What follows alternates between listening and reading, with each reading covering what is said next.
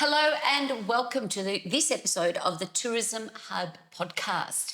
Now, today we are coming to you not from a tourism destination, but a hub of small businesses in Victoria here at Brentford Shopping Centre or District, and a leading ambassador of small business in this patch, Eyewear Architects. Welcome, Mel. Welcome, Penny. Thank you. Thank you for agreeing to do this with me. Now, I met Mel and Penny. They were a burst of energy that came onto the Business Victoria small business bus a few months ago. Yes. Very excited, and they made me excited. And it's like, how can we just bring more of your story to our networks? And, you know, it's not traditional, but there's a lot of synergy here when we're talking about tourism, when we're talking about small business, vision, both vision in business, but the importance of vision biologically. And going through my own journey and what led me from meeting them, and I've been putting off getting my eyes checked, and here we are, and I found my people. It's like, I want you to take care of my eyes and what's happening to my eyesight. I always to all of us. I think it's just the morning, and then it's like, oh, it's carried on through the day. The phone, just yesterday I was at a conference and I looked at the back of the tag for the program, and I'm going back in the lanyard and I'm almost pulling myself to find it. But look, we've got a lot to talk about because this is, so welcome everybody, welcome to you. We're going to start with just the essence of your work and where you've spent your lifetime, majority of your lifetime, particularly with you, Mel. I'll start with you, your journey in I guess to start with, what was your journey or your aha moment that this is the career I'm going to pursue to help and support people with their vision impairments and vision challenges. Yes. And and then leading us to Eyewear Architects. Oh, well, I started quite young, so I was only 18 when I came into the optical industry, and I'm 52 now. It's been a really enjoyable journey, and I'm incredibly passionate about independent optometry, hence small business, because independent optometry is almost like a whole different ballgame to corporate optometry. I'm a qualified spectacle maker, and that is quite rare, and so is Penny. Our industry out the front of house, so what we would call our dispensary as opposed to our optometry room. Our dispensary is usually run by a dispenser or someone with some knowledge on lenses, but Penny and I are old school spectacle makers, which means we can do optical fitting and surfacing. We went through RMIT. I did 5 years at RMIT. At the moment, that qualification doesn't exist. I think possibly through deregulation, so you don't have to be qualified to work out at the front dispensary in an optometry practice anymore, which I think is a little bit heartbreaking. There has been a little bit of a dumbing down of what we do, and that is where we're different to anywhere else you'll go. You come in and you're seeing people that are really knowledgeable and have a real depth of knowledge, so we're able to tick the boxes of your needs, and everyone has unique needs. And I know you're saying you're pushing the lanyard away, and that happens to us all, and Penny and I are in that age bracket as well. But with the digital world we're living in now, you know, you've got triple screens, double screens, you're doing podcasts, which are amazing, so your visual needs are quite different than just a pair of readers. And that's where Penny and I shine, because we have that old school knowledge and an old craft where we really understand the intricacies of your needs and the lenses that match them. I think that's probably where I come into it. I really love all the nerdy optics and physics and mathematics of what we do. I'm probably a little bit that way inclined, and Penny is absolutely the vision. I mean, look at her green glasses. The way you complement each other in a partnership and your skills, it's just delightful. From the minute I met you, from the minute you came onto my bus. We really It's do. incredible. I see that, and everybody comments on it, and we're pretty much the yin yang of each other. And I think if you are in small business, to find somebody that shares your passion, because we are both passionate about independent optometry and helping the wider community, but also that complements your skill set. So, we're so different in the way that we approach things, but it just knits so well together. And I think that's why we work. Yeah. And did you meet at uni together? Was your journey the same? No, Had mine, you launched I was late 90s Yeah. when I did mine. Yeah. And then we worked together, I must have been mid-2000s, maybe early 2000s at an independent optometry practice. Mel started having children. We've both got 3 children each.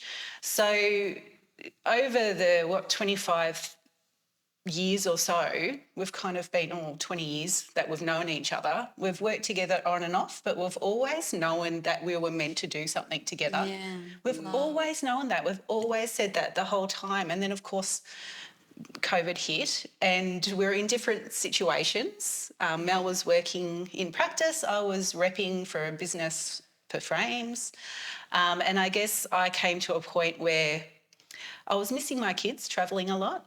And I wanted to stay in independent optometry, but I was frustrated to think that I'd have to go work for someone else because I wanted to work for me and I wanted to do something for myself. And Mel was kind of, I presume, came to the same point. And then I don't know how we did it. We just pulled everything together and found what was right for us. And I don't think I would ever go back. Never. No. We're very happy. We just laugh all the time, sometimes a little bit too much. And we just enjoy what we do. We love meeting people. We love to know their story. And that's really important when we are dispensing their story because we need to know what they do for work, all that kind of stuff. So we get to know our patients really well. So we form very strong connections with our patients, and what Penny's saying about asking about their story and their life, that's called lifestyle dispensing. And when you're lifestyle dispensing and we're asking you about your hobbies and things, that means that we can meet your visual needs so much better. Because if we don't have those discussions with you, you could end up with the wrong pair of glasses that doesn't work well. Like somebody that does a lot of driving, that we can give them a lens with a big distance area. And I think we've made a couple of pairs of glasses recently for a gentleman who just bought a Tesla. They've got a big screen in the middle, haven't they? The Teslas have got this big the screen. new cars are like always changing. Huge television. And that's a really unique distance to correct. So we had to find the right lens that's going to give him that broad distance area, but also make that screen nice and clear as well. So it's those discussions that help us get your glasses right, but it also helps us build a relationship with our patients. And one thing with a small business like us is that when you come back in a couple of years or for your next checkup, you're seeing Mel and Penny again. Yes.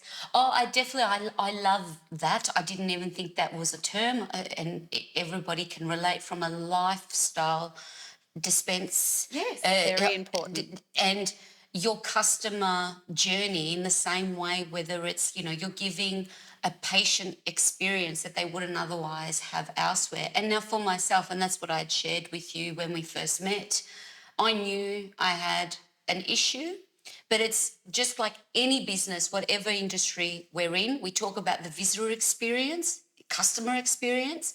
What I had in my previous, I went in, but I didn't follow through. Life got busy. A year passed very quickly before I got a letter in the mail to say you're due for your next checkup, but I actually didn't follow through with getting the lens. Sure. But your journey of coming here and the care factor to even ask and customise what you did for me, that I do train a lot in front of screens. I'm always delivering, whether it's training or meetings in front of, and taking that into consideration. Automatically there's a difference there of care factor. Absolutely. Of care factor that will keep everyone returning. Yep. Now, we mentioned back on that starting point of starting a business. You have an idea and you've made that call. I'm at this phase of my life that I don't want to work for anyone else. Yeah, that's what I was like, certainly. And our children were a little bit older. And lifestyle, Look, a lot of people are at that journey. You don't know when you're going to get hit with that. I need a change. No. So with that in mind, if we, your moment, going back to that moment that we're going to both hold our hands and jump. Yes, burn it the was boat. huge. Huge. It was huge because we've huge got thing. families. Yes. Yeah, There's it was families, a huge there's change. responsibilities. Yeah. Going back to there, what was the biggest thing that was holding you back that you didn't do it sooner? My kids, excuse me, my kids, my youngest has just started high school. So they were still a little bit young, and I think that's what was... And, well, they were still a little bit young, but also I didn't feel ready, and I think that I needed to know more about the industry. I worked in a corporate business when I started, and then I've done independent optometry. So for me, I guess being a sales rep and going into all the different businesses, independent practices, and learning from them really came back, and I thought, I can do this. Yeah. I've got the knowledge. I know who I'd love to do it with. Yeah. And it just came to a point so your where we thought, research validating the idea, you've had years of that because from the experience. I think a lot of businesses that go into that demographic of not making it past their first year miss that bit. Yeah. So you had inherently already done that when you're at that point. You're like, no, I can go in this with confidence because I've seen... lots of things from all the optometrists and all the business owners that I've met in different states, South Australia, Victoria, and also Tasmania. You get to know them more. You see them every couple of months and talking to them, and they tell you things, and and just the independent industry altogether. Like, it's a very small industry. There's a huge depth of knowledge there that Penny's trying to sort of allude to. She's worked in repping. We've repped for the optical industry across different fields. So that means that we have met every practice in Victoria and every practice in Tasmania. So we've seen all the small business practices and optometry practices within those two states. So that gives you a really broad understanding of our industry as a whole. And we've both done that a couple of times, and we have come out of corporate into independent. We've worked in independent optometry for somebody else, but we've also, with having that rep background and meeting and getting to know and forming relationships with all of those other business owners, gave us a really good understanding of the business as a whole. So I think that set us up for success. I think if you're going to start a small business, it really should be in an area where you know it well. Yeah. This is my jam. I'm really confident at what I do, and nobody knows more about this than I do. And I think that set us up well. We knew we could do this. We knew this was our thing. But we've had to approach it quite differently, because I think to start a new business now, in the times that we're in, it's not enough to just know your business. You have to know your industry. You have to set yourself apart.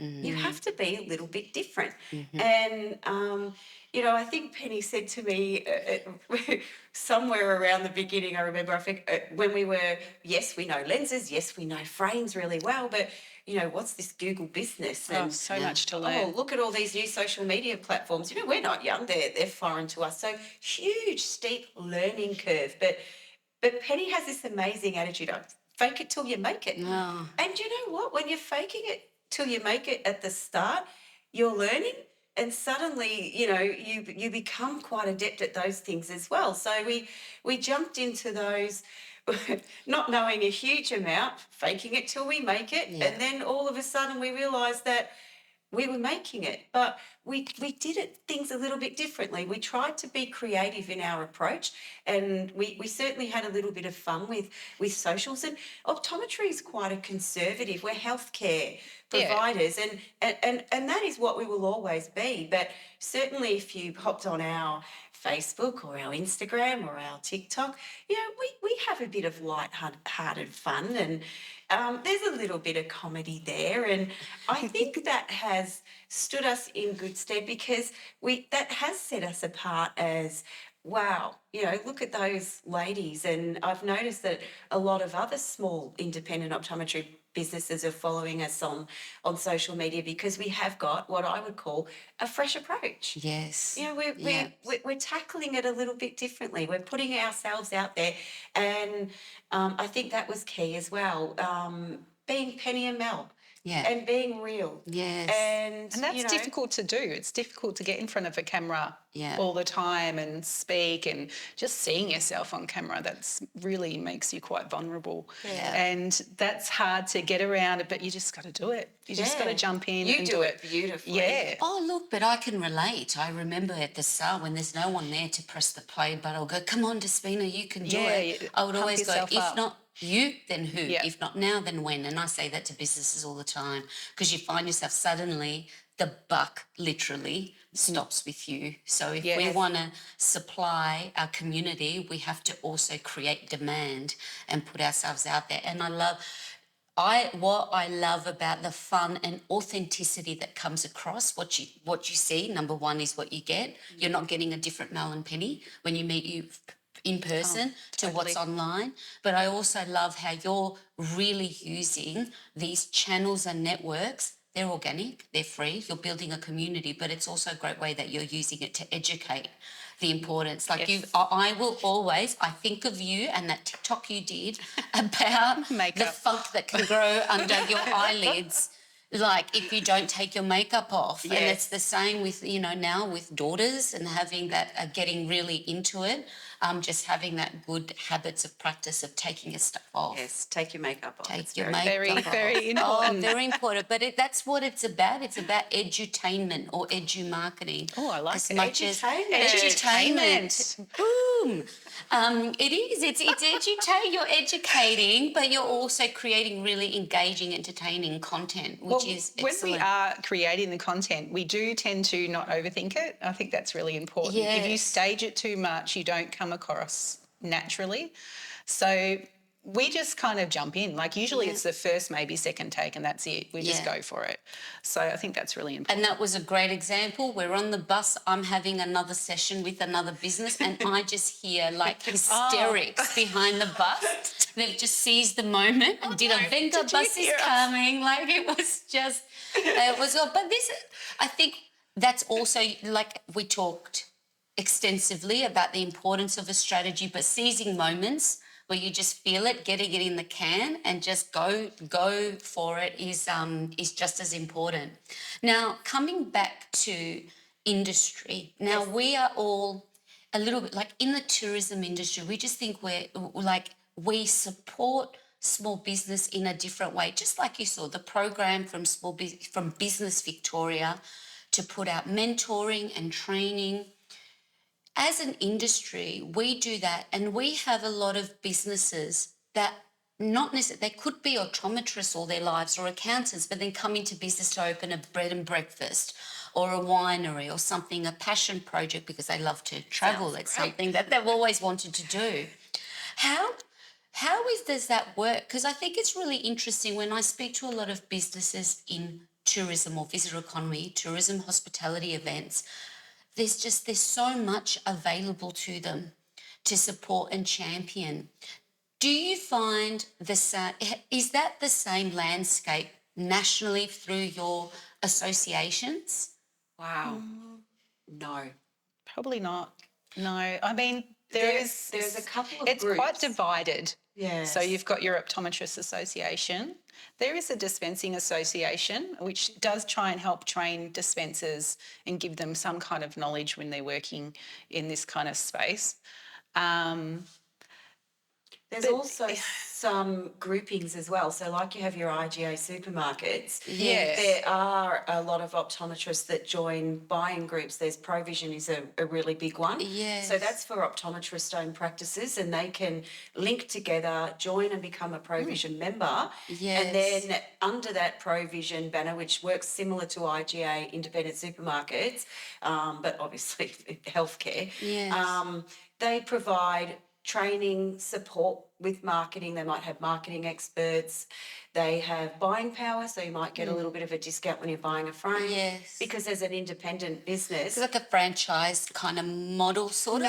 No, No, really different. franchise. More just becoming a member, and then your membership, within that membership, it offers you support in Guidance. and guidance Yeah. and buying power. Yeah. As in a discount. So I'd say that's probably We're not a member of We're that. a member of Eyewear, which is a smaller one. It's smaller and there's not as many rules. Like if you want their help, they'll help you.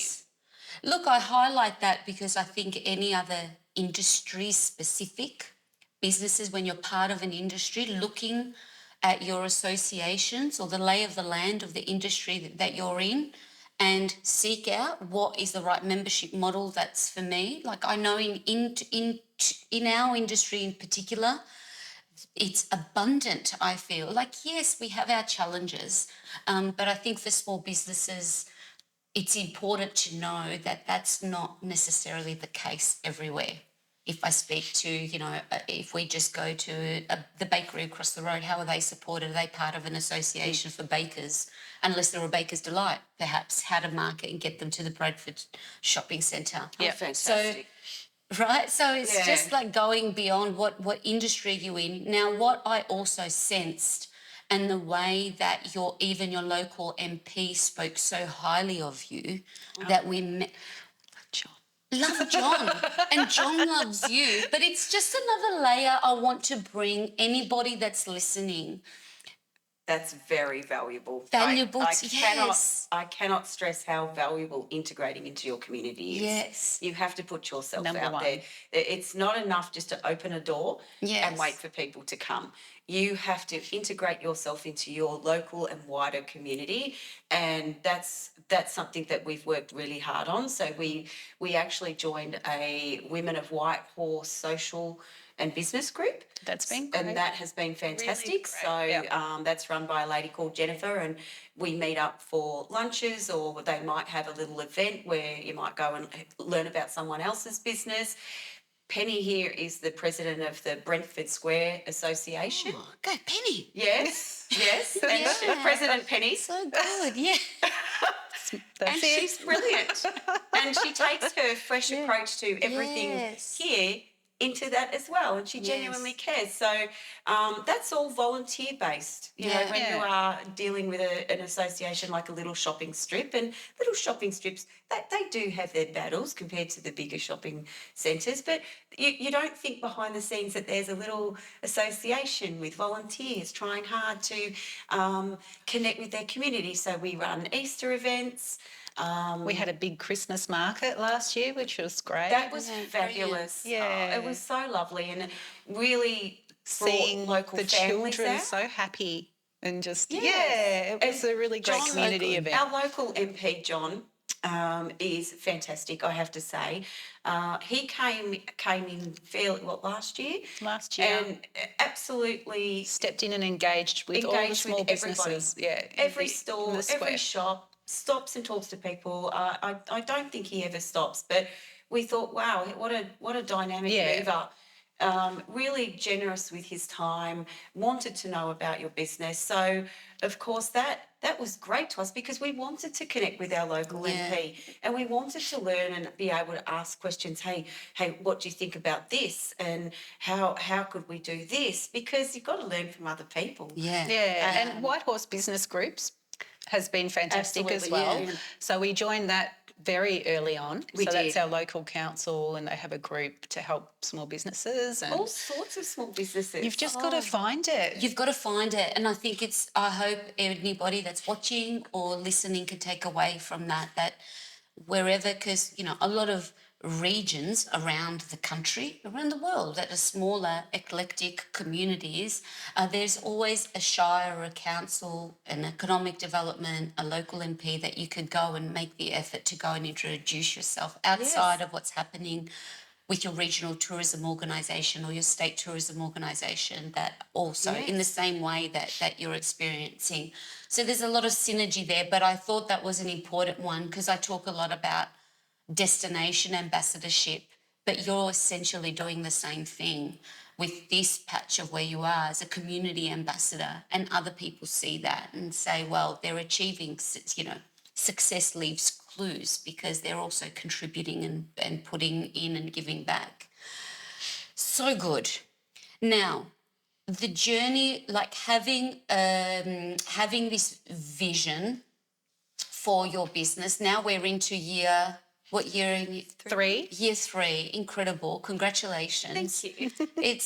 And working together, what have you found even in building a team, like looking for the right humans that are going to fit into your culture? That's Everything. Number That's one. everything as well. Right? Absolutely. Like if we can talk about that, because it's whether, you know, in early parts, how did you find, because that would have been a new experience now as you're the boss. It was. So Yeah. we had to hire an optometrist, obviously, for our business. And being a new business, being a small industry, it's not easy finding someone that wants to walk into a new business because obviously they're not going to be as busy as... There's a risk there. Yeah, there's a You're risk for them. unknown. Yeah. That's right. Yeah. So that was... We've learnt a lot, I think, going through that journey. And we did have a first optometrist left on maternity leave, and then we... it happened at the right time because we met this amazing new optometrist who just fitted in so well, and we just adore her. Yeah. You have to know who So, you are Yeah. and what you want to be, Yeah. and then attract the right people Yeah. that have the same vision as you do, that want to practice in the same manner. And we're all about high-level care. So anyone that we brought in, that had to be at the forefront of what they wanted as well. That they cared, that high-level care was important to them, that we take the time with our patients to get it right and to form those relationships and to do it well. We do have a fantastic team now, and we're very, very blessed. I think we all really enjoy working together, and we all very like-minded and love what we do, and it's a real pleasure to come to work. But I would say that you need to invest in your people and value them. Yes, value them. You really need to value them and look after good staff because they're hard to find, the right people. And if you get the right people, look after them well so that they stay for the long term. Yeah. Because you really do become a bit of a work family. Yes. That's what I feel like we are. Yeah. Yeah. It's a big difference to everyone's experience. Yours as owners, and also, you know, it translates to the end result of like how a customer is walking out of Eyewear Architects. Absolutely. Now, when it comes to challenges and learnings, Oh, there's been a lot of them. learning. a dear colleague, Paul Matthews, if he's listening, he said, "You're either fail or if you're failing or you're learning, and that's called a flern." I love it. We've had a few words. Loving it. Yeah, we have write them down. Flern. I think we might have had a few. Yeah, I loved it too. It's a flern. We've had a few we flirns. had a few I don't flirns. think we'll ever stop flirting. No, to be honest. we're flirting all the time. All the time. All the time. Hashtag flirn. Yeah.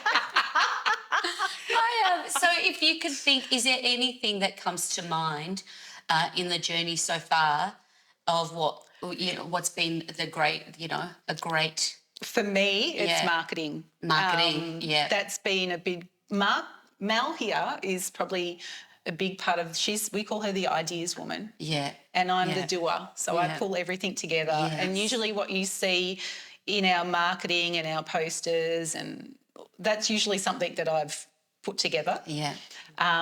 I do a lot of that, and that has been a huge learning curve. And if you look way back from the start, you can see it progressing.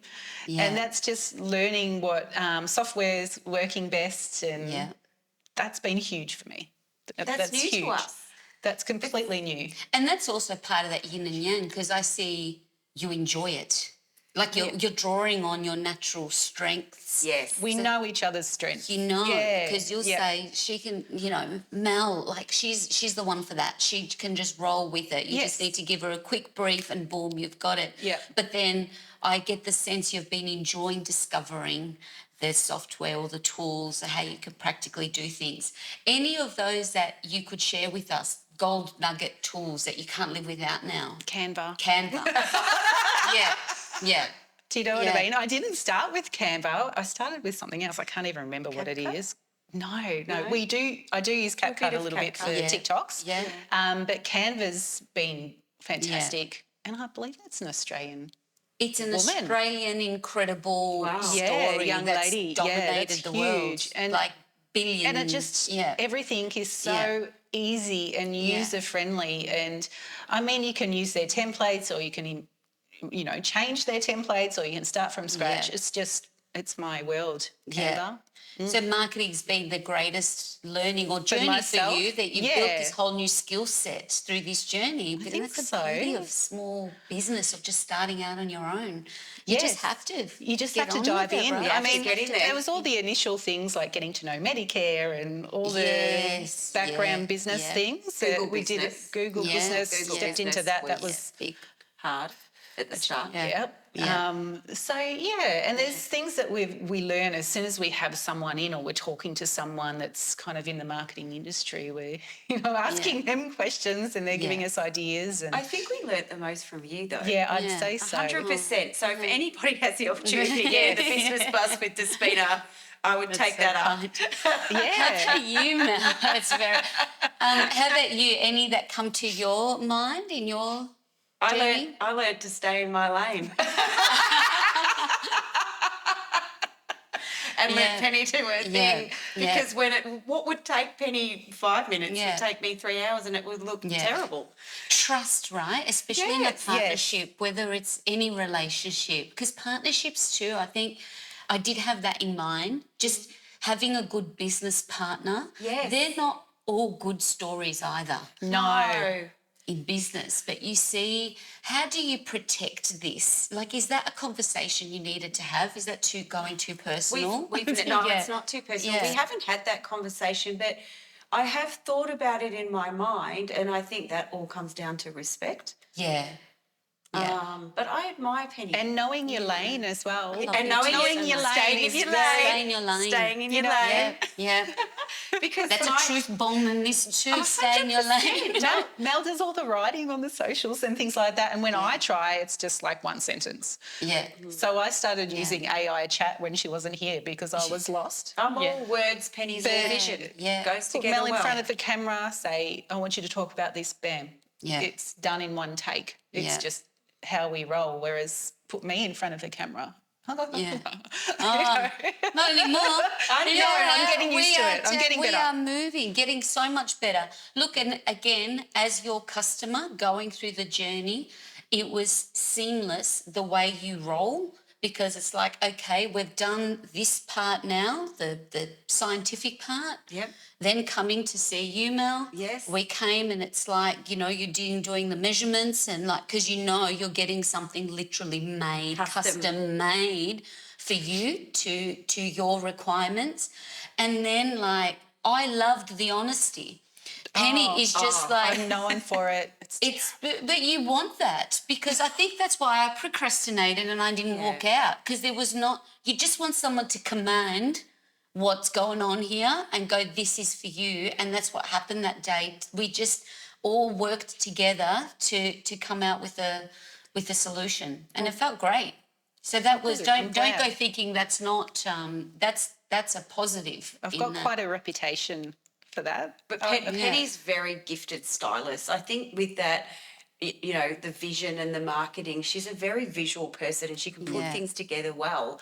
And with that, it comes this amazing stylist, eyewear stylist, because Penny is so accurate with finding the right frame to suit your face shape, your colouring. She will know when you walk around the corner and step into our door, she'll look at me and go, Mel, third from the top shelf on the right.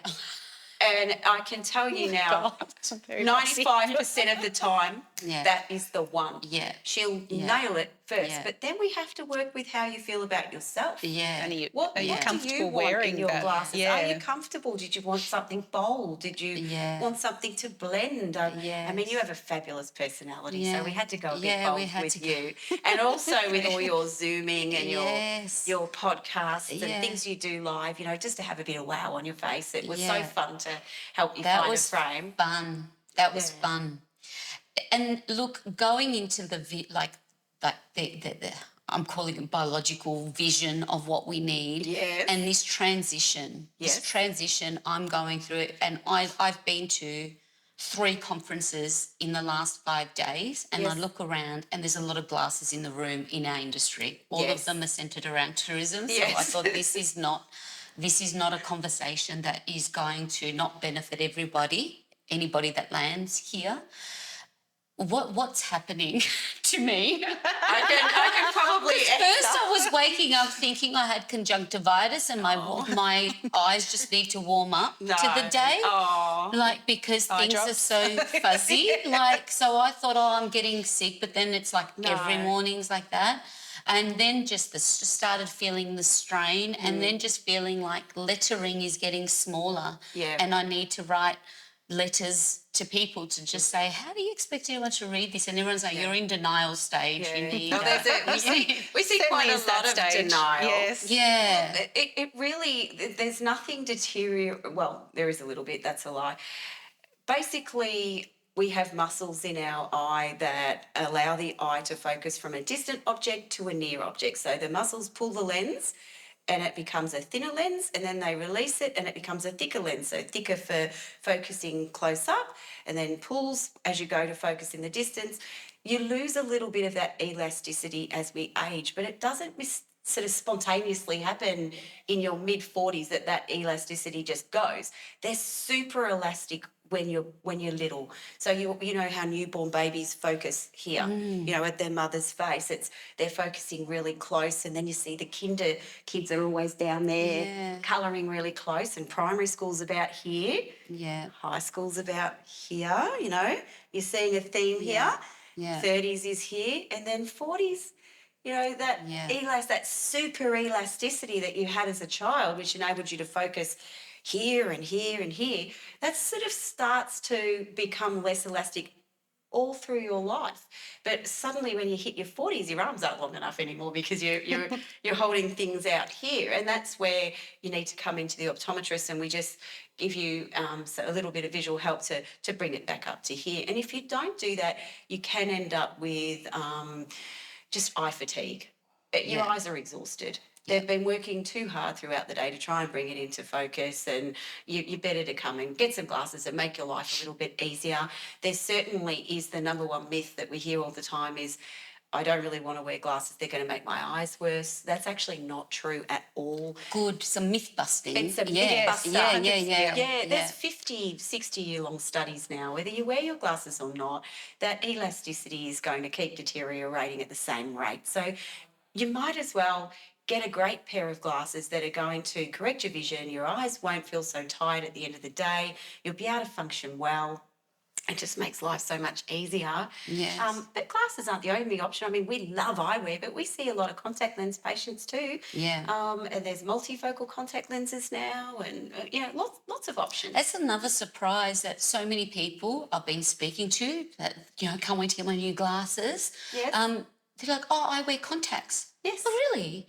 Yeah, I've been wearing so many people that they're coming out that I've been contact. You should try them. Like, I've never done that or thought of contact solution. Yes.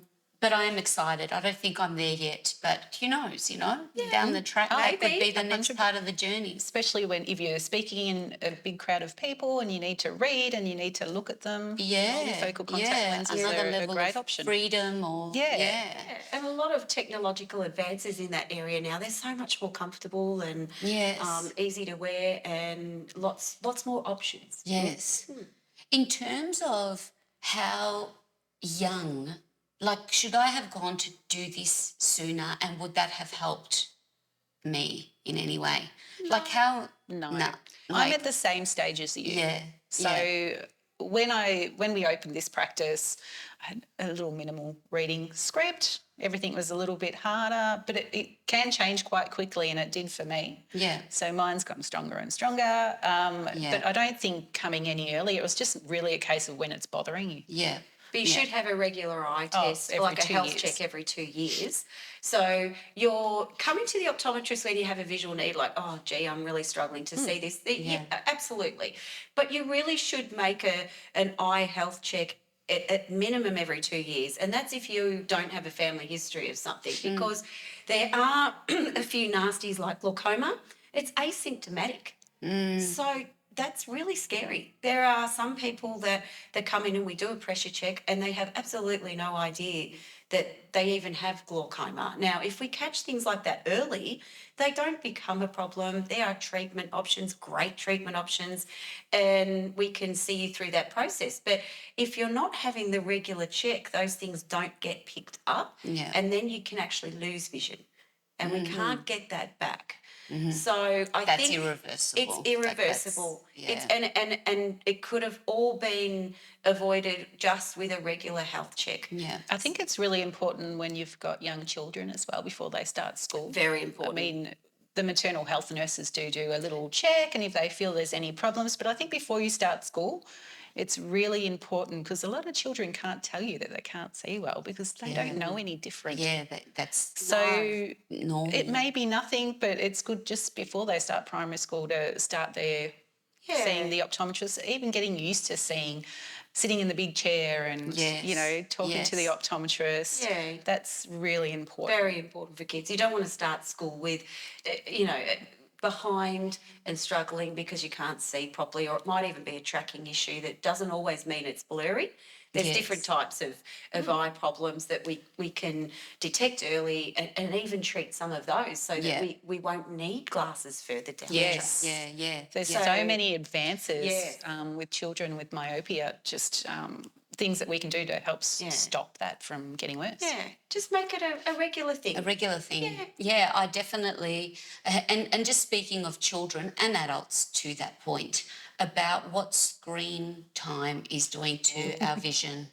What are studies showing? It's absolutely horrific. It's horrific. There's going to be there is actually, it's already started worldwide. There is a major epidemic of myopia, which is what Penny just touched on lightly there. Is that directly related? Directly related to screen use. It's really scary. So in other words, short-sighted. Myopia is short-sighted. So I am someone who is short-sighted. Is that me too? No. Okay. So short-sighted, and if you are fixating, when we're not biologically made to fixate on a short distance for the time periods that we are and for the times that children are on these devices, you need to exercise your eye. You need to be looking at different distances. We were meant to be running through the jungle, and we weren't meant to have our eyes staring at one point for long periods of time.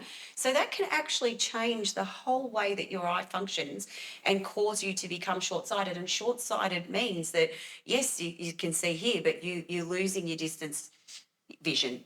You don't see far well. So the stats are in. Worldwide, it is the rate of myopia and short-sightedness is increasing. An epidemic. It's a pandemic. It's terrible. So that's what Penny mentioned, that there are some things that we're bringing out now, the optometry industry and the ophthalmologists, the optometrists, we're all having meetings that and doing statistics to try and educate the public that an hour a day, and they've got to go outside for 2 hours a day minimum outside. So even if it's a sport or walking the dog or just anything where you're getting out in your eye is tracking, it's moving around as it's meant to, and really limiting screen time to an hour a day with young kids, 100%. Obviously, that's going to have that screen time will increase as they get a little bit older, but still that 2 hour of outdoor time won't change. That's imperative to your eye health. It's such a challenge, this one. It really is. I think for ourselves, even just how much pressure or everything is going. Yes. But I'm certainly, when you mentioned the fatigue, like just where I had a lot more vitality to go for longer, it's like the body has been just shutting down. And I'm like, because I've been aware now, and seeing the struggle, it's like this must have all... It all must be interrelated of what's happening when it's like I can't. It's like almost being under general anaesthetic. I'm done. I know. Yeah, your brain's overworking. Too much happening up there. Even when you have your glasses, Despina, which we've got here for you, I'm super excited. They're going to make your screen lovely and clear, and your reading will be clear. But you still need to every 15 minutes look up. Yeah. Look around the room. It's That's really the exercise. important, the 15 minutes to look away from your screen, look around the room, make sure that you're focusing on other things. Every 15 minutes is recommended. And I hope for everyone listening, just like it has done for myself right now, there's a scientific related research to back up the claim when we're parenting and trying to engage and educate the children in our households or not, that you be part of this education. Yes. That it's actually this could. I think we're going to be hearing a into- lot more about it in the coming years, and unfortunately there'll be a lot more children in glasses that probably wouldn't have been had they got that 2 hours outdoor and less screen time. Yeah. Incredible. Well, as I've even lost track. I could talk to you for ages. But before we do the reveal, because you two are well travelled in regional Victoria, where we're coming. Well, we're not in regional Victoria, but we're definitely in Melbourne, inner suburbs. Yes. And nationally with your travels for work and with your families. I have a bit of an excellence round, and we can go.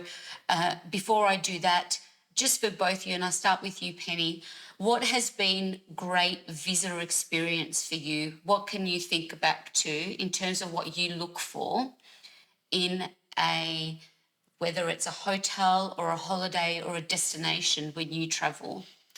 A lot of the time it's my husband that comes up with, I want Really? to come here, I want to go. I'm just like, yeah, take me. I'll go anywhere. Big days is a So keeper. if I think back, we have travelled quite overseas quite well with our children. Like, we've done really well with them. They've travelled a bit. Probably a standout holiday for us was we went to Mexico, and then we went on a Disney cruise. And this was about, 7 years ago. Yeah. And we did that all through an independent travel agent that my husband knew really well. Yeah. And I don't think we could have done a trip like that without Yeah. the agent. Yeah. For sure. Like, there's no way we could have organised. And even just booking the Disney trip back then, you couldn't do that easily online. Yes. You had to go through an agent, and that made a world of difference. That was probably my favourite trip that I've done, but my worst would be the COVID trip when we went to England on March the 11th, 2020, and we had a 5-week European holiday planned, and I've never been to Europe, or my children, and then we only stayed in England, which was amazing, beautiful, and I absolutely loved it. Yeah. But we only stayed 6 days. We got the email to say come back and rush back, and so I can't imagine that feeling having. There's that. Yeah. and it was then by the time we come on the other side, it's another challenge to get everyone together to do that. Exactly. Yeah. So it was good timing for us, for our children's age. Yes.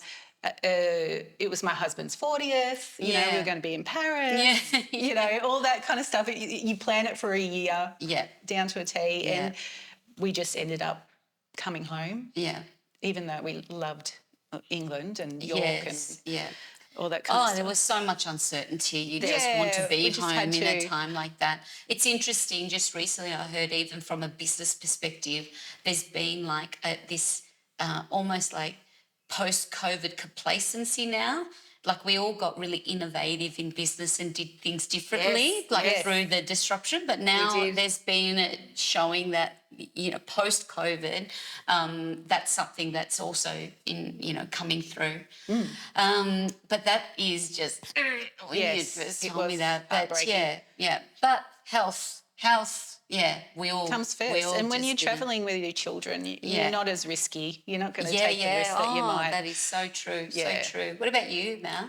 I look for ease of travel. Ease, I want it to be easy and comfortable. Yeah. So I look for somewhere where you can relax, and ease of travel just means that don't have to think too hard. Everything's there. And because we do work quite hard and we work long hours, so when I plan a little trip, I went up at Bendigo recently. Yeah. I just want to make sure that I'm going somewhere that has everything, ticks all my boxes, that you're welcomed, it's nice and easy. Good food would be another one. Food's very important. Ease of travel would be my number one. And no, number two would be I really enjoy going out for dinner, and when I'm away, I think, you know, when you're at home and you have a family, it's what am I cooking for dinner tonight? Yes. When I go away, it's such an opportunity to enjoy good food without all the work. Yeah. So that's a big part of my little trips, even if it's just an overnight or a Airbnb or anything like that. I'm always looking for somewhere nice that I can go out for dinner. Yeah. And enjoy something a little bit different. Yeah. That I wouldn't normally have at home. Beautiful. And we are spoilt for that in Australia, aren't we? With local produce and good food. Yeah. And maybe a nice experience. Yes. I know for Christmas I gave my eldest son and his girlfriend a voucher to go to Alba down on the Mornington Peninsula. Nice, yes. Haven't been myself yet. Yeah. But, and they just came back raving about what an amazing experience it was. Yeah. So that's somewhere I'm going to try and head with my husband, and maybe we might make that a little bit of beautiful. an overnighter. But That's definitely something in my tourism experience, just encouraging a lot of tourism operators to offer gift certificates, because we are in the world that we want opportunities to do things with our families or with each other, and giving experiences over stuff. 100%. Yeah, which like you've done. I much prefer that they're older now, so the toys are, and you know, they're not getting the toys under the Christmas tree. I'd much rather give them a wonderful experience. So I'm looking for things like that. Yeah. And obviously, being a small business, you want to support other businesses. So I'm looking for other businesses that offer things that I can maybe give as a gift. Yeah. And I saw also, I love another thing, again, this is why we just, you know, it ignited these conversation, and you walk the talk, even with your collaborations, something that I talk a lot about and had a lot of success with, but you're doing it within your local community. The mascara here that I see with the local... It's a local ophthalmologist. I can't get that rolled off the tongue. So a local ophthalmologist, like those collaborations that you're talking about, and supporting local, but also collaborating with each other. Women Absolutely supporting love. women. We're all women. Yeah. A lot of inspirational women. Amazing. The last, you know, 2.5 years. Yes. So many. Incredible. Yeah. You being one of them. Yeah. Oh, You know, ditto, there's so many. Ditto. So if we start to kind of close this out, I'll start with you, Mel. What's the best advice that you've received on this journey? The best advice that I've received on this journey: you will get out of it what you put into it. Oh, you'll get out what you put in. Yeah. How about you, Penny? Mine will always have to come back to marketing, because that's probably my biggest part of our journey. And it's probably when you said to us, make a plan. It helps. Be more structured. Yeah. Monthly, do, you know. Yes. And that's what we've done. And that's been important to me. Love. To get my head around things. Oh, And you're so always good. learning. Always Always. learning. Always learning. Some habits, morning habits, daily habits. Do you have something that really helps accelerate you and get the best out of your day? Oh, Coffee. Caffeination. Find your best local barista. Yeah. A good coffee. I just love starting the day with a good coffee. Yeah. And we have such a great...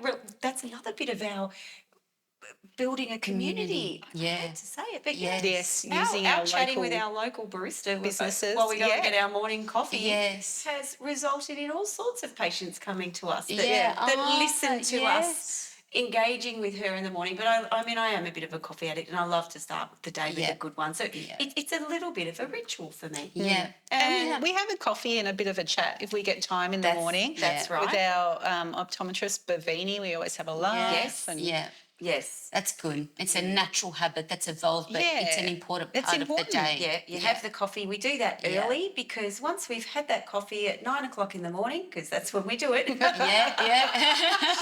We finish, we chat. Yeah. We discuss things from the previous day, and then we're ready to go. Yeah. Yeah. Love.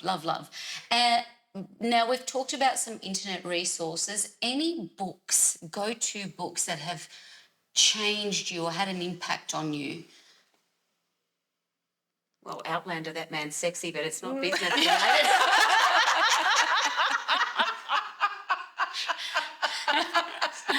Business related, Mel. business related. not sure, really. Mel knows I'm not a reader. Yeah. So you can't put a book in front of me. Yeah. Visual I will Penny. just... Yeah. But content, anyone you follow, anybody that... Do you know what? We really didn't. That is probably something we didn't do, and I don't know whether we would have done better if we had. Maybe we would have. Yeah, maybe. I would have to say we've probably been a bit lax in looking for things to motivate us because we were We've got so many ideas happening already, and we've got each other to but we talk also wanted things to through. and were committed to doing things differently. Yeah. We didn't really want to look or outside copy off anyone else. or for inspiration on how to put our business out there. We thought, do you know what? Let's be Dive in modern. deep and... Let's do things a little bit different. Yeah. We are an independent, small boutique optometry practice. Yeah. We're very reliant on word of mouth, but we wanted to be unique. Yeah. And I think to be unique, we kind of almost had to not look too much at what others were doing and start to think, how can we do this differently? Yes. How can we do this in a way that is going to engage with people that hasn't been done before? Because like I said, it's a fairly conservative industry. Yeah. And we really wanted to put ourselves out there. I think probably we could maybe have done a little bit more of reading of motivational books or maybe small business.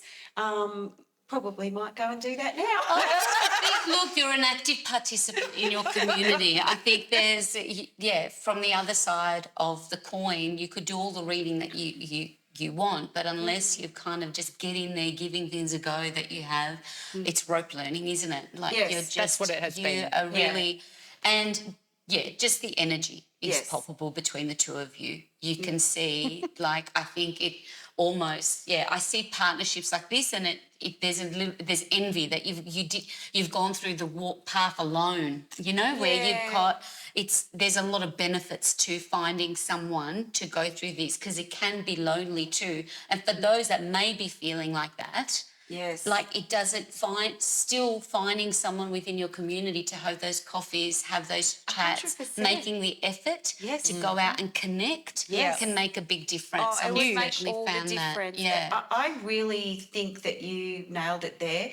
We're very aware that we're lucky to have a successful partnership because we don't have that small business loneliness. Yeah. We don't feel alone, and we can always bounce things off each other. Yes. And like even in a marriage at home or like my work marriage with Penny, there'll be days where one might not be feeling so fantastic, but the other one usually isn't. Yes. So you sort of have that one of you always to pick up the other. Yeah. I think if you were alone, that would be difficult, but that's where definitely integrating yourself into your community and asking and seeking advice from others, even if it's the barista. She knows everybody locally. I mean, if I didn't have Penny and it was a bit quiet, I'd be saying to her, hey, look, I'm a bit quiet. What are you finding? Is there anything you can do? What would make you come in and see us for an eye test, or just bounce stuff off local business owners, or join the group like we did. We had a business mentor group as well. When we first opened, we had a business mentor through the Grants Victoria. So we could just taking any opportunity we can. Make use of any opportunity, but don't expect it to come to you. Go and look for it. Go and look for it, because we would have loved a financial grant. I was looking every day. Is there any financial grant for small independent optometry business? No, there was no financial assistance, but that Penny just mentioned, there was a mentor. You could get business mentoring, and we only just opened. So we sent off and applied for that through the local government. And that was valuable because he made us think about things that with marketing and social media and putting yourselves out there. So that sort of ignited and began that process. So make use of anything that's available to you. Go to it. The White Horse Business Association we mentioned earlier. That if you go to their catch-up Friday night drinks, you're going to be talking to fellow business owners. It might not be what you do, but there's so much you can learn from other industries and other businesses, because you might think, oh wow, I hadn't thought of that, I might give that a go. You never regret it going to it's like the gym. Yes. It's so like, oh, do I want to? I'm not myself. But then you always walk away meeting someone or Yes, learning and something glad that new. you went. And glad that you went, always. All right, eyeweararchitects.com.au. Yes. At Eyewear Architects on the socials, on the gram and on the TikTok. Yes. And I'm going to smash out everywhere, like to put links and everything to connect, because I tell you, the work, it's been, my journey prior was literally across the road from me. Yes. It was a 5-minute walk, not even a drive. And Wow. it's just been a blessing and worth the drive. So wherever, if you're in Victoria, I don't know, how would someone engage with you if they're not here, driving distance? They'd have to fly to come and... Do you do virtual? Virtual, yeah. We just set up some glasses last week to Cairns, so we There have you patients. go. Wherever you are, reach out. Pick up the phone. We pick up the phone.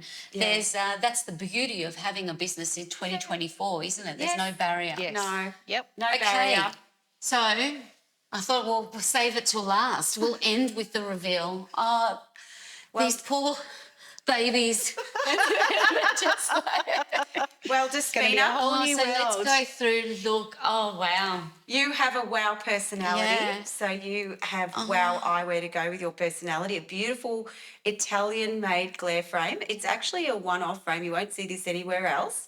Emerald green, stunning, bold and fabulous Green. like you. And you know my term, I always say stay green and growing. There we Oh, go. well, there you go. There you go. All It's right. meant to be. Now, have a look at your screen, Despina. Oh, look. Oh, look. Really? And even looking up and across and... You should be able oh, to my see God, us you're really even... well. Like, honestly, even just looking, I it's know. like... I know, it's like those plasmas that you know, like Yes. you've gone from a 95 plasma TV to like... We say that. HD, yeah. You've Full gone to HD. Yeah. Ultra HD, HD, yes. or whatever it is these And you- days. This is next level. Oh, even it's I like I've upgraded everything. I know.